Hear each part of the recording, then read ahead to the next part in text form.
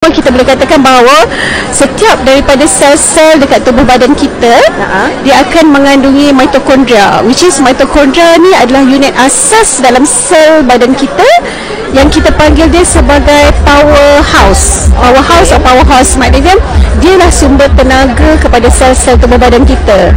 Dia convert nutrisi-nutrisi yang kita makan akan di-convert sebagai tenaga, dan mitokondria ni lah sebenarnya yang akan mengawal all the activity selular badan kita lah. So kalau daripada apa yang Prof cakap tadi kan, which is Kodenshi, dia boleh activate mitochondria function.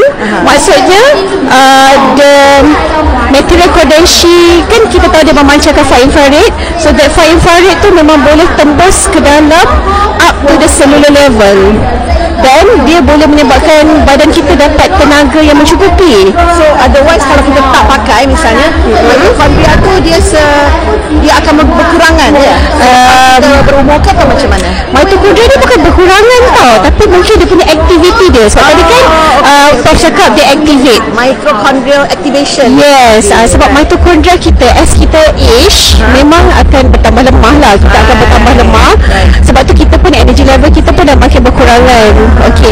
Dan bila activation of this mitochondria berlaku, penggunaan zat-zat makanan yang kita makan tu ibaratnya boleh menjadi lebih efektif. So bila efektif maknanya macam kita makan, kita dapat tenaga yang mencukupi, absorption lebih baik. Dan sebenarnya macam fiber Kodenshi ni pun kita tahu dia meningkatkan pengaliran darah kan. Jadi pengaliran darah tu dia membawa nutrisi sampai ke peringkat mitokondria, iaitu sel yang paling asas sekali, dan dia akan distribute all the nutrients ke seluruh badan dengan lebih efektif.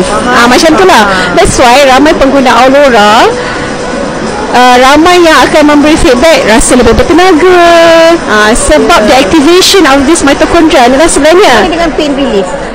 Okey, macam pain relief ni yang saya baca, because Kodenshi ni dia boleh relaxkan kita punya sel badan kita, muscle kita. Sebab tu lah far infrared ni digunakan device dekat pusat rehab, fisioterapi. Jadi dia punya moral of the story, kena pakai berterusan. Tak boleh hari ni pakai, 2-3 hari pakai, lepas tu rasa macam tak ada apa-apa pun rasa. Tak boleh, dia kena pakai berterusan. Sebab kajian Prof tadi dia adalah kajian selama 8 minggu yang dia kata pakai secara berterusan. Dan kalau pun kakak Ita, orang cakap I pakai Aurora Pens, I tak rasa apa-apa pun. Sebenarnya memang dia tak rasa apa-apa, tapi cuba kalau dia betul-betul buat investigation, dia akan nampak sebenarnya badan dia punya darah dia punya blood circulation ni sebenarnya bagus sebenarnya. So cuma dia tak monitor je.